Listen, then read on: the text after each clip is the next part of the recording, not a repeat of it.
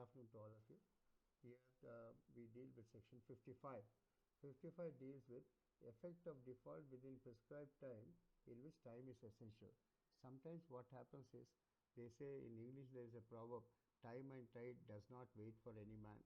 Suppose the time is fixed. I gave you the example of also to say, suppose you hand over your site to a builder for the purpose of demolition and construction of a residential or a commercial complex.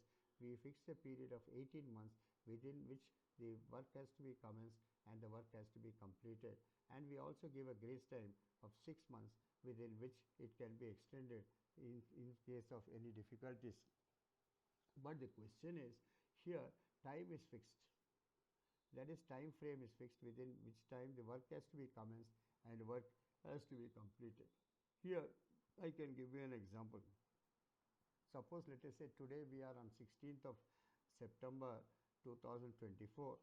I hand over my site to you for the purpose of demolition and reconstruction and development, and with the conditions superadded according to the development agreement that you shall finance the project, you shall apply for layout, you shall apply for permission, you shall apply for clearance, you shall apply for measuring the land, so on and so forth.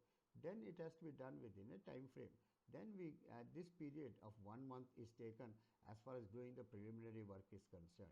Then positively by 16/11/2024 you have to start your work, and within that time you must apply for permission, you must apply for clearance, and you must get the necessary permissions and permits and then commence the construction.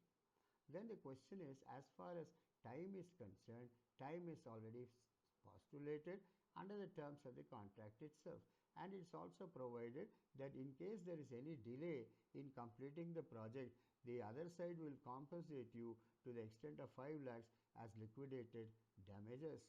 Then the question is, the liquidated damages become payable to you only when the question is there is a delay as far as the completion of the project is concerned. I can give you one example, sir, where you say that suppose on 16/9/24 I hand over my property to you along with all the papers, and also to call upon you to commence the construction within the as and when the permission is obtained from the necessary authorities. Then the question of the time will start only on the date when the necessary permissions and permits are obtained. Then as far as you as a builder is concerned, you must commence the construction, do it in stages, do it within the time that is postulated, or even extended time in case the raw materials are not available, in case you have got any difficulties. Then in that particular case, if you do not complete the project within the time that is postulated, then it is said you commit a default. Then in that case, the other side can make you liable or responsible as far as liquidated damages are concerned, and then ask you to pay the money. So more than that I cannot give you any more examples, sir, because the question is time is fixed. Normally so many things happen, sir, because so many calamities, so many strikes, so many problems arise. So that is the reason why always an extended period also is given. But if time is postulated, the contract has to be performed within the time schedule. That is what section 55 speaks about. Then 56 says is impossible or unlawful. This is also called the doctrine of frustration. Here let us say, at the time when we enter into a contract, you agree to sell your let us say your liquor shop along with the bar, and let us say suppose on the day when the contract is made, the contract was perfectly valid, perfectly lawful, but subsequently the government imposes what is called prohibition.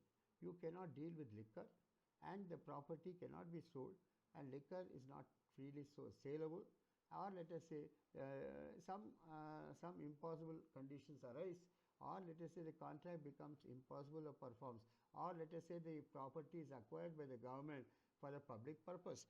Then in that case you say that the contract gets frustrated. When the doctrine of frustration applies and the contract becomes unlawful or illegal, or let us say impossible of performance, then in that case only money compensation can be paid, but you cannot complain of what is called non-performance. it operates as what is called discharge of the contract. Are you able to understand, please? Suppose, let us say, there is a certain supervening impossibility which arises.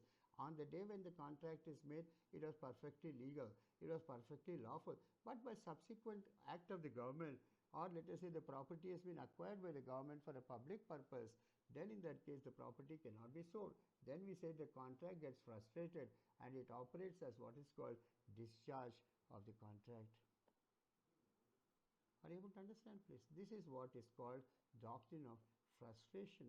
And under section 56, when this arises, unlawfulness arises or impossibility arises, then the contract need not be performed and it operates as what is called discharge of the contract, and at the most the money compensation has to be paid to the opposite side for non-performance of the contract, but it is not specifically enforceable in a court of law. Then we go to compensation for loss for non-performance of act known to be impossible. That is, the person making the contract itself knows that it is impossible of performance. Let us say the question is everything is anticipated, everything is known, everything is within the knowledge of a person, but still he enters into a contract. Then in that case, the other person who suffers a loss, he has to be compensated by way of damages, and that amount has to be paid, and that is what section 57 deals with. Are you able to follow, please? Suppose a person knowingly enters into a contract, knowing fully well that the contract is impossible of performance or the contract is unlawful, and makes the other person part with money, then in that case, for whatever loss has been occasioned to the opposite side, money compensation has to be paid. That is under section 57. Then we go to section 58, legal and illegal things, effect of it. What do you mean by legal and illegal things? Suppose a contract is so made that it contains both legal clauses as well as illegal clauses or unlawful clauses. Then in that case, how the performance has to be done? As far as the person to other person is concerned, he can perform the legal things, but as far as illegal things are concerned, they can be jettisoned and they need not be performed. It can be severed or it can be separated. But if both the legal and illegal things are embodied in the contract and one cannot be separated or one cannot live without the other, then the entire contract fails, and whatever benefits are had and received under that contract, under the doctrine of unjust enrichment, that money has to be compensated by the person who is the wrongdoer. The next one is alternative promises, legal and another. Here suppose alternative promises are made, this or that. Suppose one is legal and another is illegal. Then the question is, you can avoid the illegal terms and only perform those things which are legal and which are permissible under the law. That's what section 58 deals with. Then we go to appropriation of payments. There is the next chapter is appropriation of payments, that is section 59, where indicated, not indicated, application of payments when neither indicates. Normally, this arises in the case of a creditor and a debtor. Please remember, appu chesinavadu eppudu vaadu appalapala avutadu, and you go to the same creditor, you borrow various amounts from him, various transactions are between you and that person, or you execute 4 promissory notes, let us say one for 50 lakhs, one for 30 lakhs, one for 20 lakhs, and one for 10 lakhs. There are 4 promissory notes. There are 4 loan transactions. Then the parties agree by a contract saying that first of all, in the order, the discharge has to be made or the payment has to be made. As far as the creditor and debtor are concerned, they can agree to a particular mode of payment or particular mode of adjustment. Suppose, let us say, the debtor pays, let us say, 10 lakhs. Suppose in the contract itself it's mentioned, it will be appropriated towards the first loan. But suppose there is no mention about it, then it has to be appropriated towards the first loan. The first preference is given to the debtor to say under which account he is paying that 10 lakhs. Suppose it is indicated, then that amount has to be adjusted towards the first account. Then suppose it is not indicated, then it is said it is distributed equally to all the 4 loans or the 4 promissory notes through which this person has borrowed. This is what is called appropriation of payments.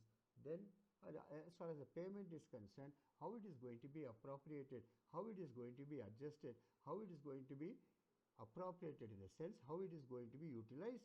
Then in that particular case it is said that particular mode is always prescribed under the contract, under what mode it has to be done, how it has to be done, what is the methodology that has to be adopted, whether the creditor has to specify towards what account the amount has been paid, or whether the debtor has got the right of dictating as to which account it has been paid.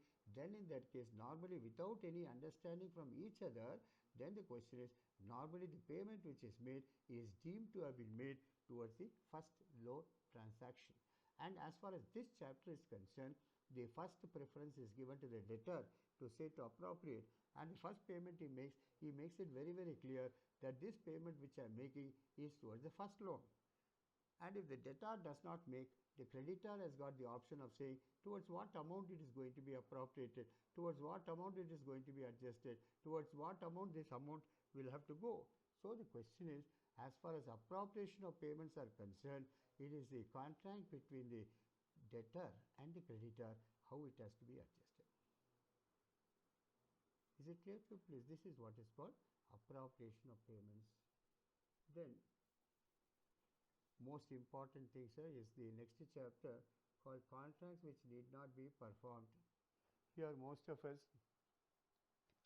when we are confronted with a suit for specific performance, no doubt specific performance is the easiest chapter in the specific relief act, but it is as complicated as possible. Here sometimes what happens is, before going to the subject, I'll give you an example. Suppose let us say a contract is made on 15th June 2024. A particular property is agreed to be sold for let us say 50 lakhs. On the date of agreement, let us say 10 lakhs is paid. After 2 months, another 10 lakhs has to be paid.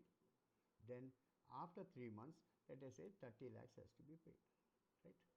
And it's also said that within that, let us say by end of December, end of February, the entire amount has to be paid. What is the date of contract, sir? 15th June 2024. When is the first payment made? First payment is made on the date of agreement, that is on 15/6. When is the next payment due? Next payment is due on 15/8/2024. When is the next payment to be made? It is to be made by 15/10/2024. When is the next payment to be made? It is by 15/1/2024. When is the balance of the payment to be paid? It is by 15/2/2025.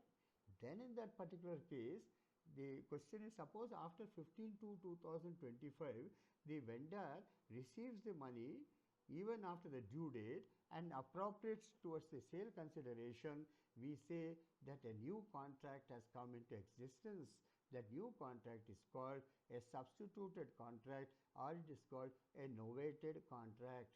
Or the old contract is replaced or substituted by a new contract, and it is called a novatio contract.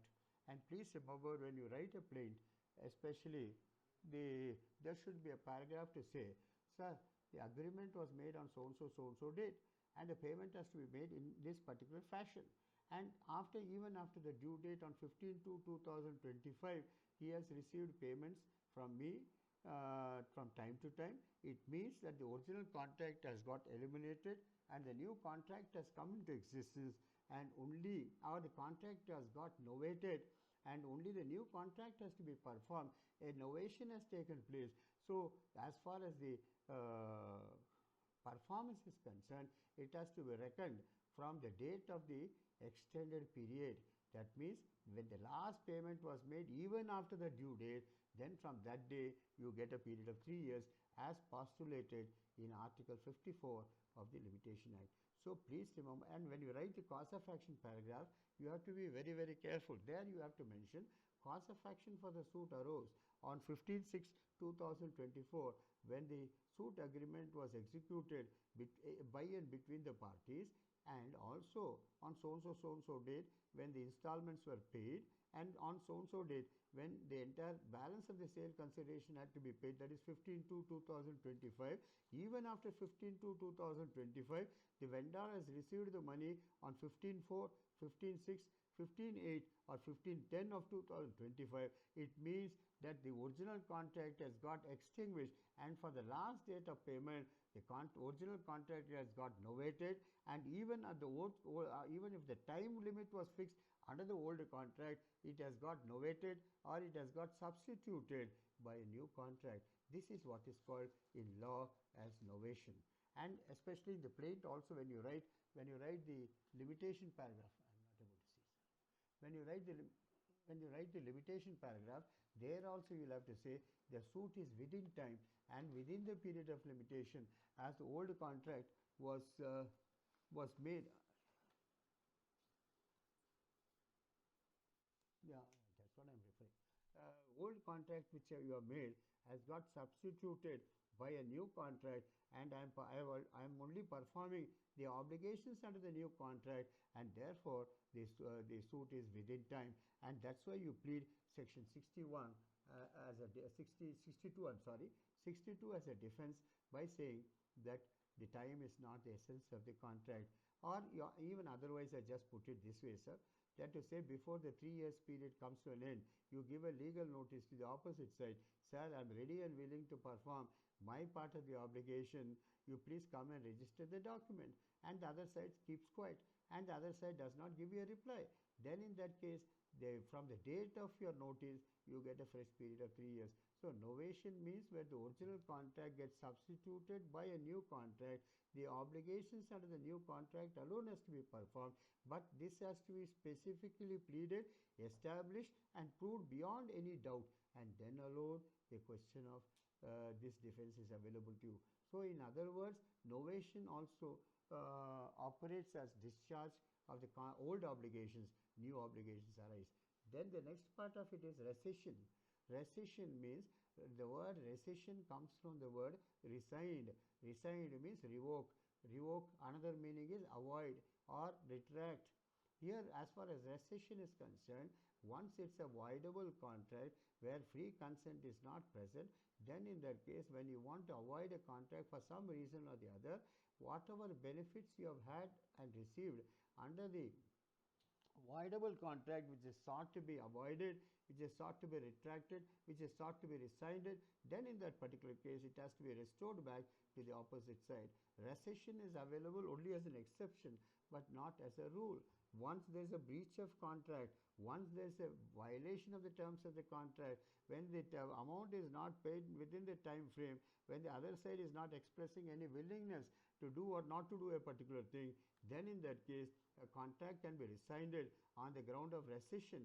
But whatever benefits are had and received under that voidable contract has to be restored back to the opposite side. So rescission is a remedy available not as a matter of right but as a matter of exception. Or suppose, let us say, fraud has been played. Let us say I agree to sell you about 3 Madigis rather, but in the document of agreement of sale you get it incorporated as if it is 5 Madigis. A fraud has been played. I want to avoid the contract and say the contract has to be cancelled, contract has to be rescinded for the simple reason that the fraud has been played. Then it is not on the day when the fraud has been played, but on the day when the fraud has been discovered. I am not able to. So the question is, you can multiply as many examples as possible, but one condition is, once you want to treat a contract as voidable on the ground of consent not being present, then whatever benefits are had and received under that contract, you have to restore it back to the opposite side. So the question of restitution, when rescission is exercised, restitution starts. Whatever benefits are had and received, you cannot have the cake and eat it too. When you want to have the cake, you must also suffer the detriment. The money which you have received under a voidable contract, which you are avoiding on various grounds, that has to be restored to the opposite side. That is called rescission. And then alteration. So what do you mean by alteration? Alteration is at the time when we make a contract, at the time when we enter into an agreement, at the time when both of us meet and draw out an agreement, in that, let us say, there are certain alterations, corrections and deletions which are made or additions which are made, then in that case the contract has to be performed according to the alterations and not according to the original contract. The original contract goes. Suppose let us say the survey number is mentioned wrongly, or let us say the description is not given properly, or the sub-survey number is not given properly, or let us say the extent is not mentioned correctly, then in that case you can alter it, or you can say the consideration which is agreed to be paid is reduced. Then those things are called alterations, and if alterations are made, it operates as what is called a avoidance to some extent, but with the alterations only the contract has to be performed, but not in the original shape. That's what 62 deals with. Then the 63 deals with what is called remission of promise excused. Remission. What do you mean by remission? Remission is, suppose I excuse the other side. You need not perform the entire thing, sir. You only perform to such an extent that is sufficient for me. I excuse you from performing the rest of the obligation and ask you only to perform part of it. Then in that case it operates as remission, and in case it's a remission, the contract has to be performed in the remitted form and not in the original form. That's what section 63 says. Then 64 is consequences of rescission of voidable contract. Then what are the consequences, sir? As I told you also, suppose you want to resign the contract as being voidable because none of the vitiating elements of contract embodied in section 15 to 22 are present, then in that case you will, whatever benefits you have had or received under that particular contract, you have to restore it back to the opposite side in case you are entitled for rescission. So rescission cannot be done unless the other side is compensated for the monies which he has spent, monies which he has expended, monies which has been incurred as far as the contract is concerned, which is sought to be avoided on the ground of voidability. Then suppose let us say section 65 says, suppose under a void contract, I told you also the earliest cases, Leslie versus Shield, so on and so forth, or Dharamdas Ghosh versus Mohiri Bibi. There the question is, suppose the contract is void ab initio because of section 11 of the Contract Act being there, that is what is called a contract with a minor, unsound person, idiot, or a person otherwise disqualified by any law for the time being enforced, is void ab initio. Then in that particular case the obligation is whatever advantage you have gained under that void contract, you have to restore it back to the opposite side on the ground of restitution. You cannot retain the benefits but still avoid the contract, or once you want to avoid the contract on the ground of rescission, the advantage received by you, advantage accruing to you, will have to be restored back to the opposite side under the principle of restitution. Then mode of communication of revocation or cancellation of voidable contract. Please remember, suppose you want to resign from the contract, or you want to avoid the contract, you want to retract from the contract, or you want to revoke the contract, or don't want to perform the contract, then please remember it is your duty to communicate to the other side that I want to exercise my right of revocation, or I want to exercise my right of cancellation, and I am treating the contract as voidable. Whatever benefits I have had and received from you under that voidable contract, I am giving it back to you, I am refunding it back to you. Please treat the contract as rescinded and duly cancelled. So the advantage which is accruing to you, you cannot retain it with yourself and then still avoid the contract. Then next section is obligation of person who received advantage under void contract. Suppose the same extensions are again and again and again. Suppose under a void contract covered by section 11, I receive any benefit, I receive any money, or certain advantages accruing to me, that advantage you will have to restore it back to the opposite side when you want to avoid the contract on the ground of voidness as far as the contract is concerned. Then effect of neglect of promisee, affording reasonable opportunities. Then 68 says, when I give my site for construction, I must show the site to the builder, I must give him all the documents, I must give him an opportunity of performing his contract, I must also help him or cooperate with him in all respects, I must also execute documents which are necessary for applying for permission, I must also execute documents which are required for the purpose of permits, so on and so forth. But I stop him, I prevent him, I stop him from making commencing the work. I don't, I place impediments everywhere. Then in that particular case, it is said, suppose I don't give him the facilities, the contract need not be performed, or if for any breach or violation which has been committed contrary to the terms of the contract, I have to compensate the other side with money. Then the last chapter, or two more chapters remain as far as the first part is concerned. One is what is called quasi contracts, QUASI. It's also, some people pronounce it as quasi, some people pronounce it quasi, so on and so. But the correct pronunciation is quasi contracts. It is dealt with by section 60 or 69 to 72. What do you mean by quasi contracts? Quasi contracts means relations resembling an agreement, relations resembling a contract, or the obligations that are created resembles the contract in every way, but they are not contract in the real sense.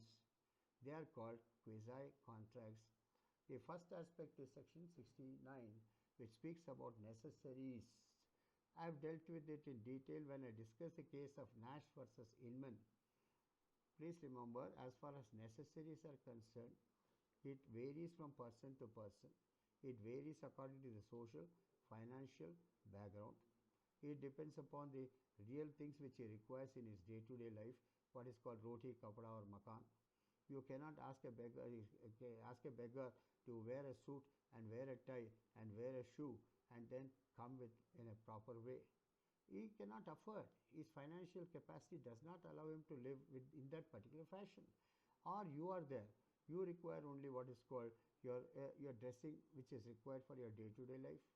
You cannot live without your dress. Then in that case, I require only to a certain extent. I cannot aspire to be the Nawab, or I cannot aspire myself to be a king. According to my necessities, according to my affordability, according to my financial background, I require certain basic things in life.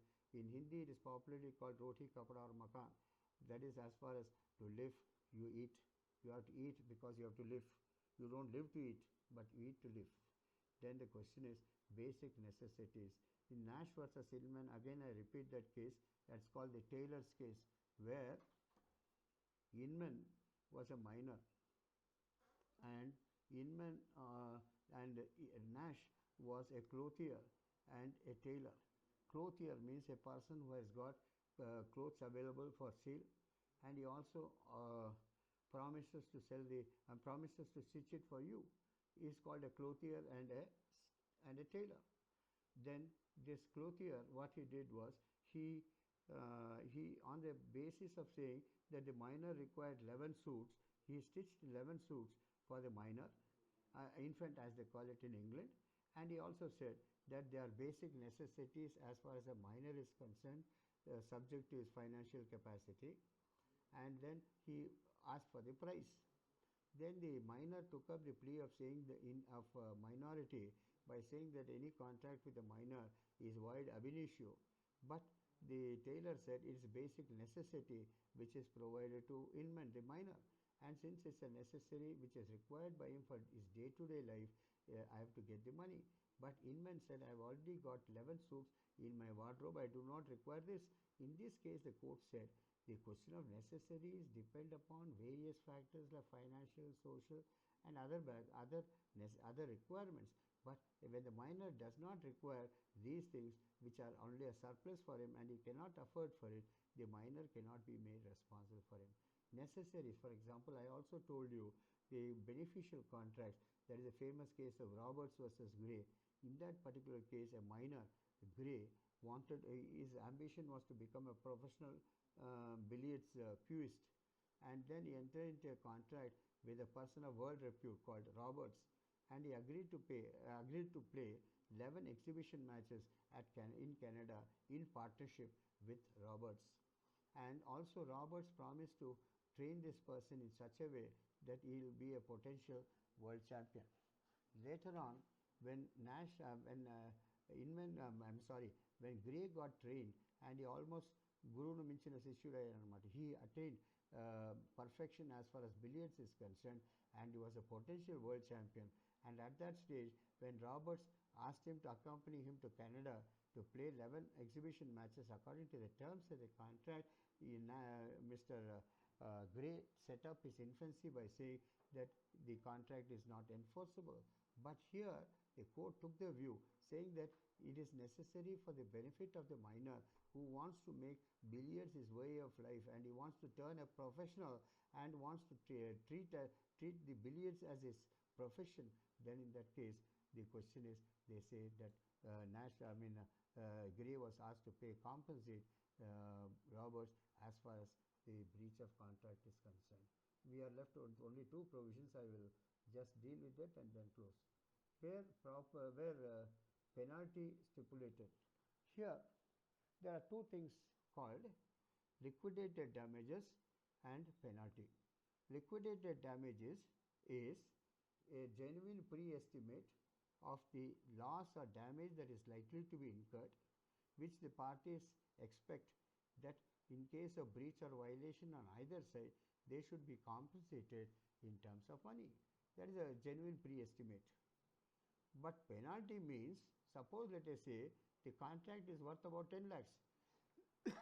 Suppose you say in case of breach or violation, the other side has to pay 20 lakhs. It is not a satta basari where you try to impose a fine on a person which is grossly disproportionate to the terms of the contract. It is called a penalty. If penalty is imposed, court will not impose penalties, but court will relieve against penalties. But as far as liquidated damages are concerned, which is supposed to be a genuine pre-estimate in case of breach, that can be recovered. Then the last one is rescinding contract. The section 75 deals with rescinding contract entitled to compensation. Here, this is also popularly called the doctrine of quantum merit.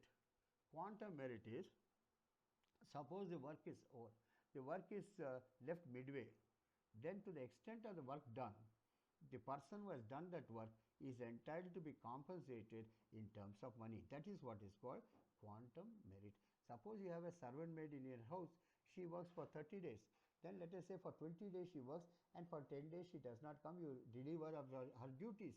Then for the 20 days which she has worked, you have to compensate her the wages. Then this is called quantum merit. So that is as far as the first part of the Contracts Act is concerned. The next class, probably tomorrow or day after, as the time comes, we will deal with the second part of it, which is very, very important and requires lot of time. And here my admins also will try to make it very, very clear that because of our state of health, we are not able to go on Zoom, and all the lectures in future till such time it is notified will be on YouTube alone. Thank you very much.